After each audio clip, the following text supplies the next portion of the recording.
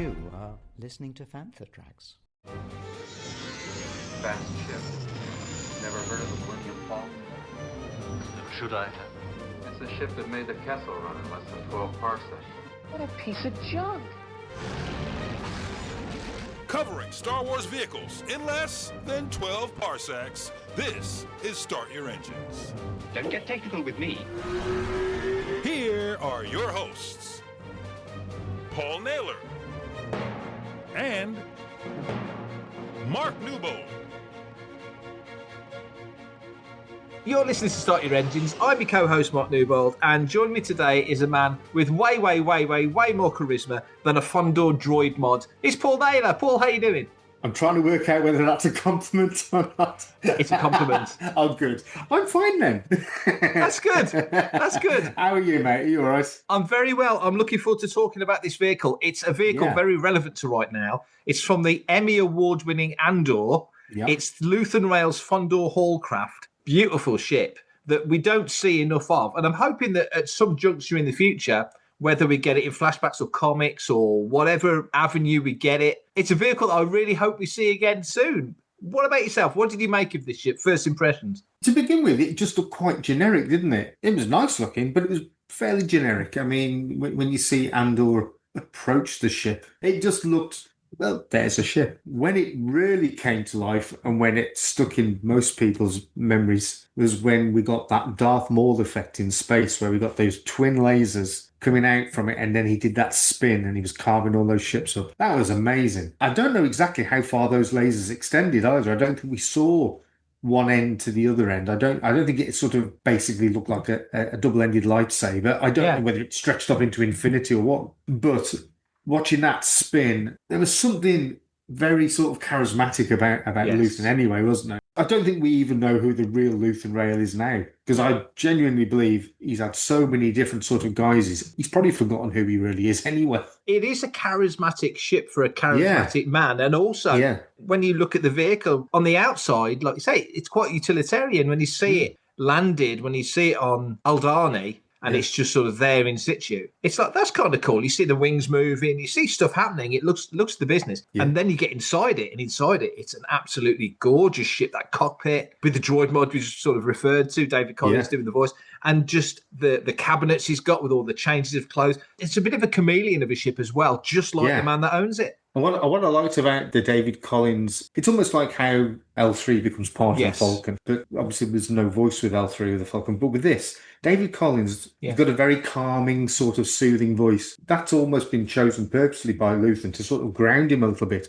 He's got a very busy mind and he needs something very calming. And I think that's what I got from that, was that it was almost juxtaposition to who he is. I totally get that in the life that he leads as the art dealer version of Luthen. You would imagine he's fairly high society. You see it in season 2 when he's on Chandrila. You know, he's mixing with those kind of people. He's based on Coruscant, the capital of the galaxy. So it's a busy thing there. Yeah. So he has that facade of Luthen there that is the one that he cultivates to the world. Mm. And then there's the real Luthen, if you like, if that indeed is his name. And, you know, doing all the other stuff that he's doing, that two things, of course, overlap with Claire in the shop and all of that stuff. Yeah. And then you've got this vehicle, which is his mobile office. And it's interesting when you look at the statistics for the vehicle, it's described as a light haulcraft transport. You know, it's not a freighter. It's not a Millennium Falcon. It's not carrying cargo, although, of course, it can. Mm. It's not a transport for people. It's not moving characters around. It's basically a hot rod limo. Hot rod limo with a slight leaning towards an HGV. I would imagine he sleeps in the cab.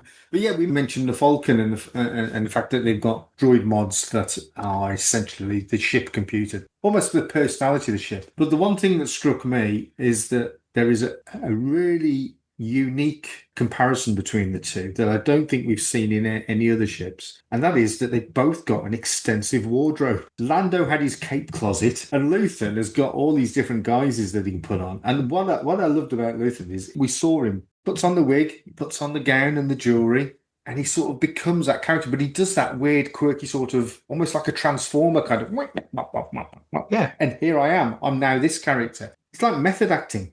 Yeah. He has to become that person. He can't just sort of like act it. He becomes that person. So when he becomes the art dealer, that's all he is. his other persona just doesn't come through at all.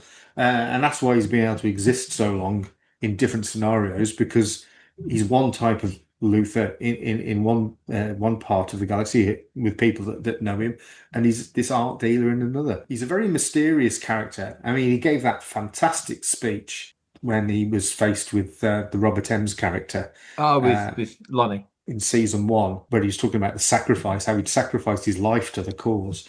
And that was a fantastic monologue. That was probably the closest we got to knowing who he really was. But even then, I think we only scratched the surface. Yeah, I very much agree, actually. The way you lay that out is interesting, because he's the most multifaceted character that we see in probably all of Andor. Every character in Andor has a facade. That's it. That's important to say. Everyone's putting on a public face. You know, and you mentioned Lonnie, who's the bad guy, waggle the air quotes, putting on the public face of being a member of the ISB, but in reality is as heroic as any of the other characters we ever meet in Andor. Yeah. You just don't see it overtly, like he's not doing physically heroic things, which is the easy indicator for a hero. He's doing something way more dangerous and careful, and his contact to the world of rebellion, if you like, is Luthen. Yeah. And so, I'd love to know more about Luthen's past. We see those flashback scenes with him and a young Claire near the end of season 2, which was brilliant. Having this ship, of course, it's before he gets this vehicle. And I'd love to know where he gets the vehicle, how it comes along. But like you say, because he's building these personas, and you can only imagine, I mean, if ever a writer was given the license to get into that character, and the two of them having these adventures that are very much like a father-daughter relationship without being a father-daughter relationship, and see how many times, what she learned, how she learned the things she knows, because she's the gift that Luthen gives to the rebellion to carry forward, because he knows, like that speech you said, I'll fight for a sunset, I'll never see, that kind of thing. He knows he ain't getting to the promised land like Moses never did, but the gift he gives is one, it's Cassian, if you think about it, and two, it's Claire. But this ship, you mentioned the droid mod. I wonder if, and make the parallel to the Falcon with L3.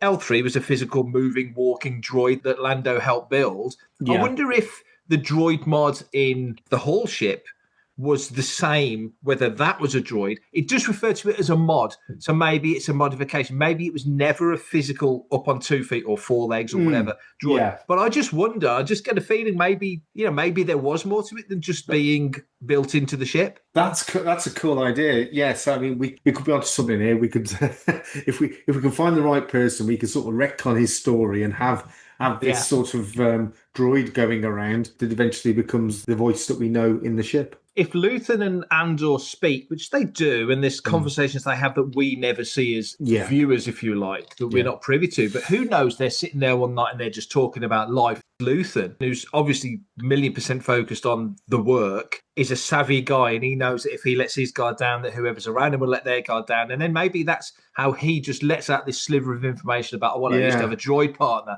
and now he's the mod of the ship. And maybe that's what puts the thought in Andor's head to do the same with K2. Yeah, I mean, we were lucky enough a few weeks back to be at Star Fury. Diego Luna was on stage answering questions about how the Andor season structure dropped from being 5 seasons down to 2. And who knows, that story could have been one of the ones that was sacrificed. We may have seen that. In hindsight, I think they did the right thing with Andor. Sometimes less is more. I think it could have been diluted if they'd have gone and tried to do the 5 seasons of it. So particularly with the pace that Andor season 1 had, whether that would have been sustainable over 5 seasons, I don't know. So maybe that is a backstory that needs to be told.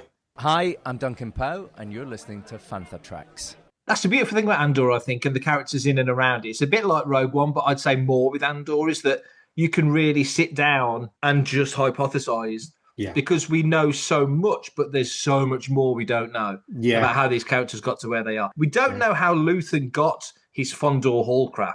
No. But let's dig into the stats a little bit and let's learn a little bit more about the ship. So it's Luthen Rael's Fondor Haulcraft. It's never given a name. I'm assuming it's called Slave 7. That's just the name I'm giving it. It's a Fondor Yards commercial ventures vehicle. Model and class. It's a modified V-21.1 Chevlex. It's a light haulcraft transport modified by Luthen. Now, that's an important point. I wonder what the off-the-production line version of this was before he got hold of it, because there's no way that the weapon that you mentioned that we'll get to in a minute, there's no way that's factory standard. You'd like to think not. It's like Knight Rider gone mental. Engine specs. It has engine units. It's got countermeasures. We know that. Technical specifications. It's 25.82 meters in length, so it's a good size ship. 21.71 meters with its wings out. It's 5.49 meters in depth with its cannons deployed. So this thing's got a lot of kit. It's got engine units. It's got a hyperdrive system. Weapons systems. It's got a targeting system. I love this. Autonomous targeting computer. Now, that's not something we come across a lot, but it does mean that Luthen can pretty much leave the ship to its own operations. If it's an autonomous targeting system, he's not there like handing the Falcon trying to pop TIE fighters out. It's the ship's doing it for him. That's a costly ship. And even when he was flying it, when you could see all these lasers going off and cannons shooting, he's just sat there. Because it's a one-man ship, essentially. Yeah. It doesn't need a co-pilot.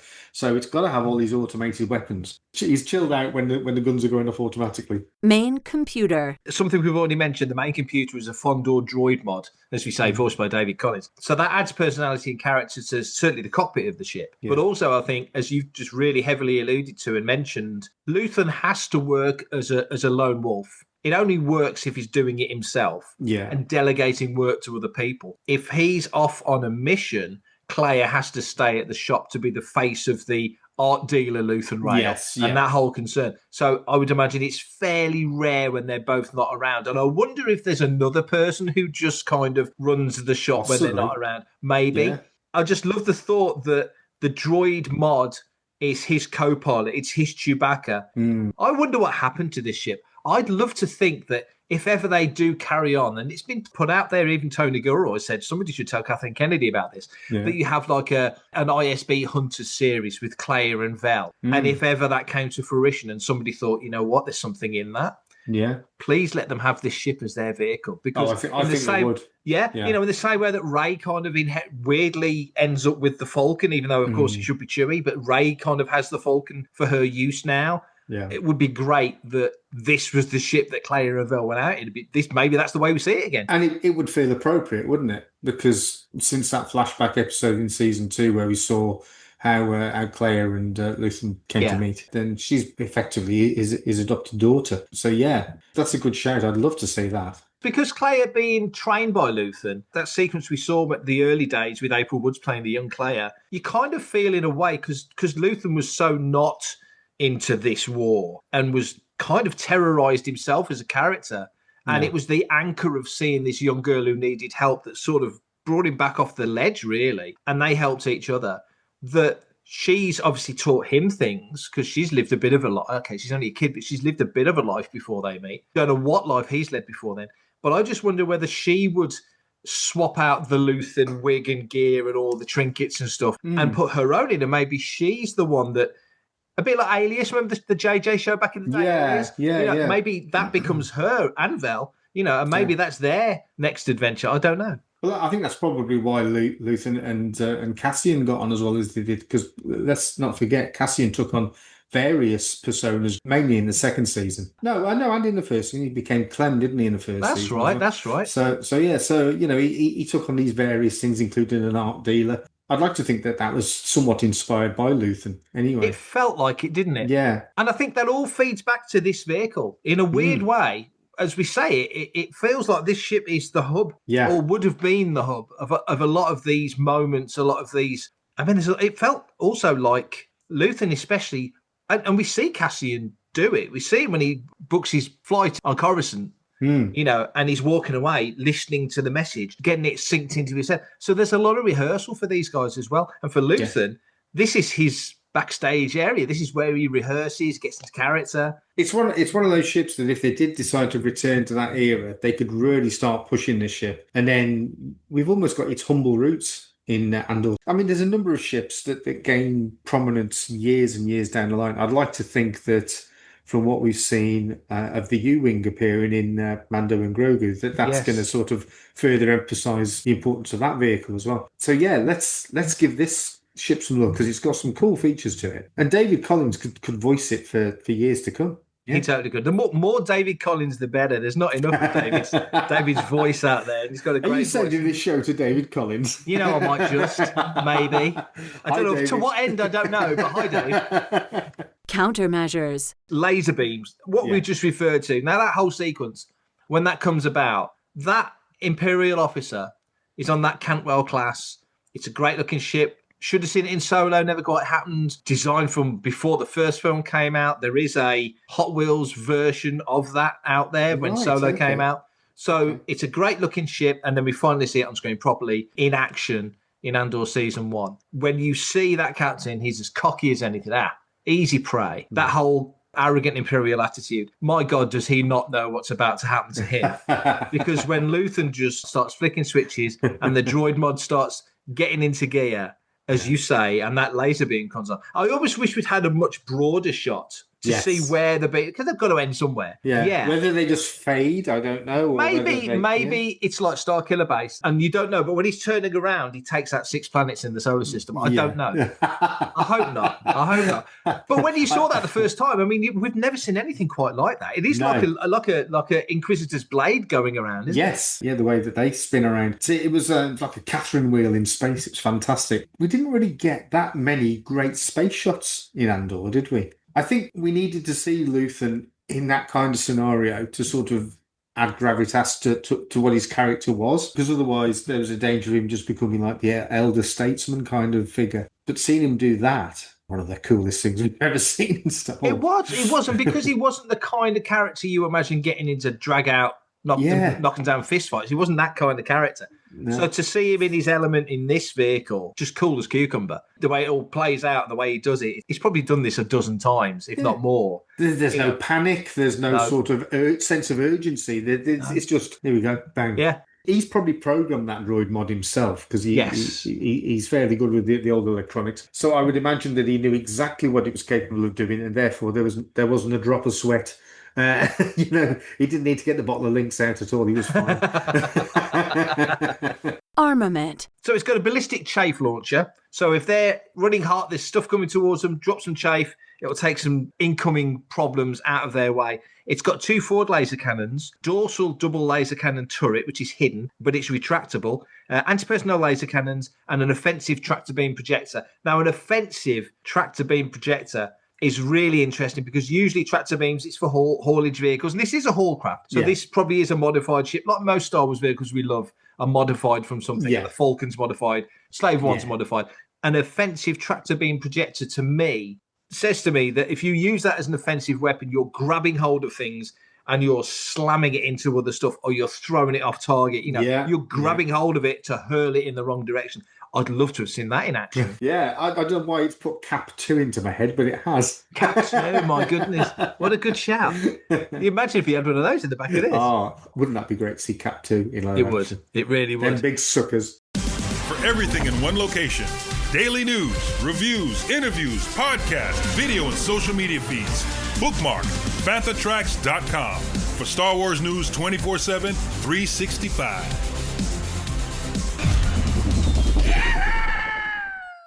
Vehicle complement. It has one ICAS Adno Novakite 35E Porto speeder bike. It's a great little scene when you see him use that on Ferrix. Yes. Escape craft. It has one escape craft. Crew complement. Crew of 2, 1 pilot and 1 Fondor droid mod. Now, clearly, that cockpit is pretty much built around him. Yeah. He could certainly use other people if they were on board and available or he needed them. But as we've said already, so much of this is autonomous. The targeting computer, the droid mod. He doesn't need anybody else. If he's got, and he has Cassian on the ship at the end of season 1. Cassian's on the ship, but Cassian doesn't have to do anything. No, if they hit trouble, he's a passenger. If he hits trouble, minimum crew, 1 pilot, passenger at least 1. Cargo handling system, it's got 2 load-bearing cargo arms. So being a haulcraft, it can pick stuff up, it can move stuff around. Mm-hmm. So it can transport stuff because it is a haulcraft transport. But clearly, in Luthen's care, that's not its primary function. It's got cockpit communications,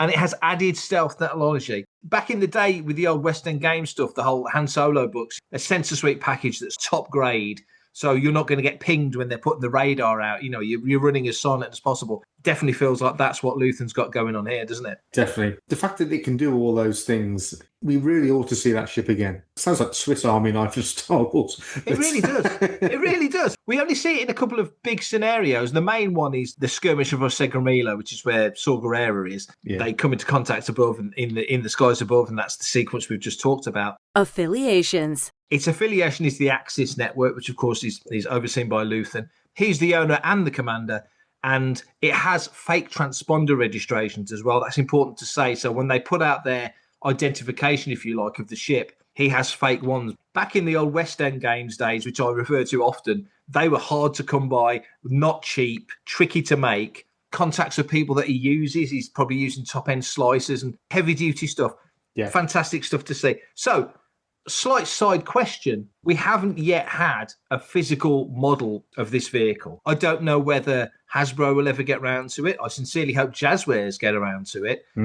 It feels maybe like some of the gaming stuff might get around to it. It could be a ship that turns up in a computer game, of course. Yeah. But how would you like to see it? Maybe one of the Japanese companies doing kit versions, maybe Mattel making some of the starships. Where would you like to see this ship? Because it feels like something you'd want to display. I don't think they've made it yet, but I'd love to see a Lego version of it. That's a good shout. That would be cool. Yeah, it would.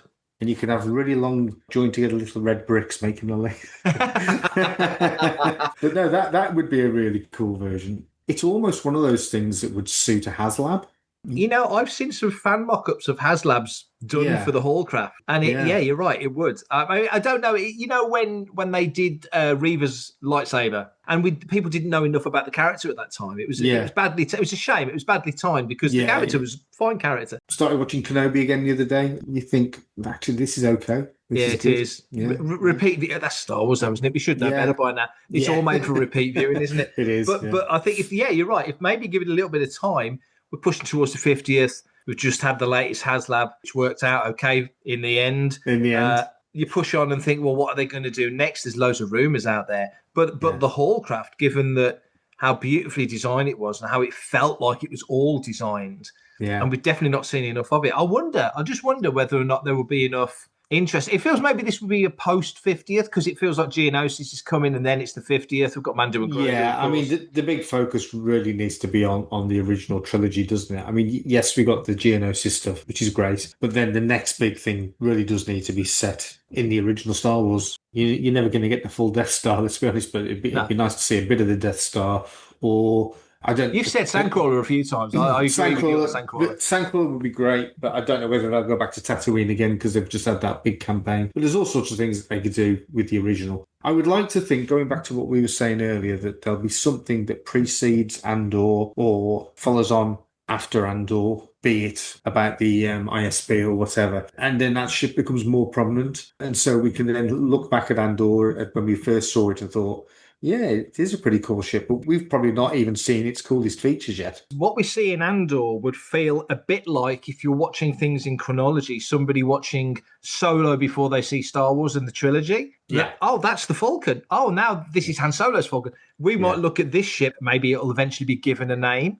Yeah. I don't know. It doesn't have one at the moment. It's just Luthen's ship. But, maybe at some point we'll look back at this iteration of the Haulcraft and go, that was Luthen's Haulcraft. Now we're having great adventures with, this is just pie in the sky fan talk, but, if they did a Claire and Vel ISB Hunters thing, and that's their version of the ship that a lot more people will be made aware of. So what you do is, and this is in no way cynical, you bring out the Haulcraft as it looks now, and then you bring out a version with 3 orange stickers on it. Oh, where did I get that idea from? More about that next episode of Making Tracks.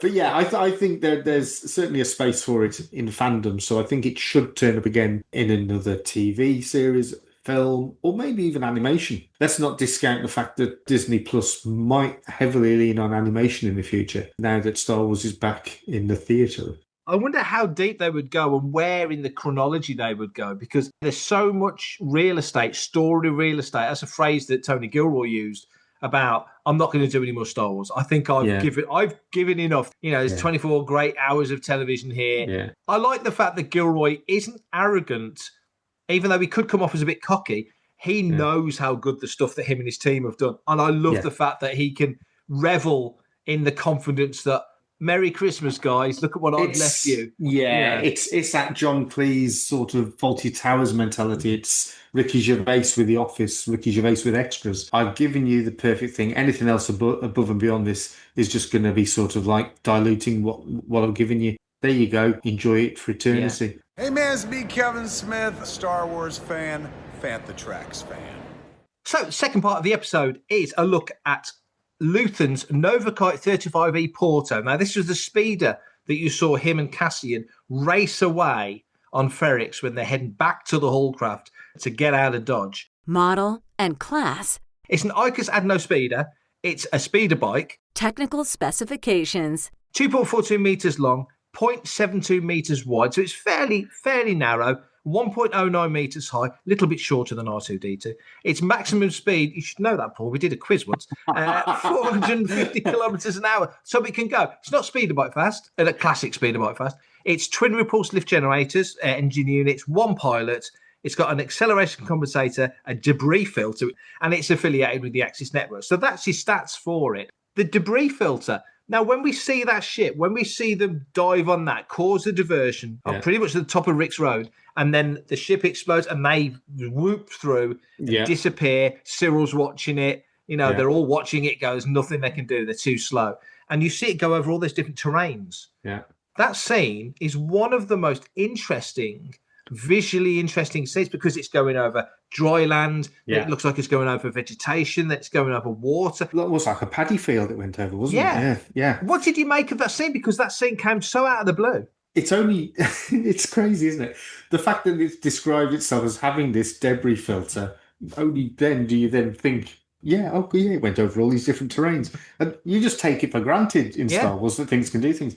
But for them to be as sort of into the minutiae of putting in the fact that it's got a debris filter, well done to them. I think that's brilliant. I think that's absolutely fantastic thing to have even mentioned. When Andor was first being promoted, the image of Luthen and Cassian on the speeder bike was one of the first images I remember seeing. Whether that was sort of like to try and give us that misdirection as that they were going to be working closely together all the time. We already knew that there was going to be a speeder bike of sorts involved. Maybe it's just because of the way Cassian's sort of leaning around the back of him. It almost reminded me of Wallace and Gromit with the motorbike and sidecar. I like that. But no, it was just him leaning around. But yeah, that's like you say, it's not a hot rod. It's a utility vehicle, isn't it? It's more of a Harley Davidson than it is a racer. It's funny though, when we look back, and you mentioned earlier about HasLab doing original trilogy stuff for the 50th, which makes all the sense. It should. Even though the 50th celebrates everything, it feels like it should be celebrating A New Hope above and beyond everything else. Yeah. I consider, weirdly now, I think of Andor and Rogue One as part of the OT now. Yeah. In the same way, weirdly, Caravan of Courage and Battle for Endor are part of the OT, and so is Droids. Even though Droids is set a fair chunk before. For example, when you see Darth Maul in Phantom Menace, and he's got the speeder on his ship, and Solo being a swoop guy, I wonder if they went back and did it, that Han would have a little swoop, or he would have a speeder or something. I think that's something that could have happened in either a second film or a TV series. Yeah. Which, we're still going to lament the fact that there's not been any more Solo content, and there should have been by now. And this was probably what was a problem for a lot of people. There was an awful lot of Solo's identity revealed in the space of an hour and a half, 2 hours. True. How the blaster came to be, how he met Chewie, how he got the Falcon. There was almost too much lore in one film for people to handle. So, maybe the swoop bike thing was going to be kept from when he met this big shot crime lord on Tatooine. Now, we're pretty much at the end of this episode. I think we've done a lot with what we've got because we don't know an awful lot about this ship. We've done very well. Yeah. But I think it really does speak to the genius of Andor. I mean, really, we could go off on tangents and talk about Andor all day. But for this vehicle, for the Haulcraft, it's very much the ship of its master. You got Luthen is a guy that's got these different identities. He's got these different personas. And this feels like a ship that's been modified from one thing into another. If it's a Haulcraft, it's got the grabbers. It's a cargo ship to a degree. It's not a big ship. So it's not hauling massive cargo. The Falcon was almost like a tug. You could put the things within the struts at the front of the Falcon that could push things. This is a different kind of vehicle. But nevertheless, it very much feels like it fits perfectly in with the whole scope of what Andor's all about. Do you think it would have been something more akin to, say, Thunderbird 2 and how it would pick up containers, one that got Thunderbird 4 in it, one that might have the mole in it? Do you think it might have been something like that? I also wonder whether or not it'd be a bit like an Eagle Lander from 1999, because picking up the containers, if it's got these grabbers, maybe it clamps on and could carry things like that. So, maybe it is more of a utility vehicle that could do things like that. But because Luthen's got his hands on it and done all the stuff he's done, I would imagine a bit like the Falcon. Yeah. You can modify a YT-1300. And we see other ships, like the Fire Spray was supposed to be a police craft originally. They didn't make that many. Django gets hold of it and does all the things he does to it and turns it into that incredible ship that we shall not speak the name of. Oh, Boba Fett Starship. That's the one. That's the one. And now here we are with Luthen, who seems to sort of done something quite similar with a kind of a similar style of vehicle. I just want to see more of it in action, whether we've got Luthen at the controls in like a prequel type of thing, or whether we see the ship in use, like you say, by Clea and Vel. It's one that's got potential to grab the imagination the same way that, say, the Razor Crest did. The Razor Crest was more instant gratification by nature of how much we saw of it, whereas with this, it's almost still, like Luthen, quite a mystery. Thanks for listening to Start Your Engines. If you want to be a part of the action and stay updated on all the latest Star Wars news, visit fanthatracks.com and be sure to comment, like and share on any of our social media feeds at Fanthatracks. You can reach out to us and send in your listeners' questions by emailing radio@fanthatracks.com. Subscribe, leave a review, preferably a 5-star one, on Amazon Music, Audible, Apple Podcasts, Google Podcasts, Spotify, or your podcatcher or smart speaker of choice. And as always, thanks to James Semple for composing the Fanthatracks intro and our Start Your Engines opening music, Mark Daniel and Vanessa Marshall for our voiceovers, and of course the data miners at Wikipedia. Remember to tune in to Good Morning Tatooine. It's live Sunday evenings at 9 o'clock UK time, 4 PM Eastern and 1 PM Pacific on Facebook, YouTube and Twitch. And check out our Fanthatracks Radio Friday night rotation. It's every Friday night at 7 o'clock UK time for new episodes of The Phantom from Down Under, Planet Leia, Desert Planet Discs, Start Your Engines, Collecting Tracks, Cannon Fodder, and special episodes of Making Tracks, and every Tuesday at 7 o'clock UK time for your weekly episode of Making Tracks. We shall be back very soon with the next episode of Start Your Engines. Always a pleasure, never a chore. Coming up next on Fanthatracks Radio, it's Making Tracks.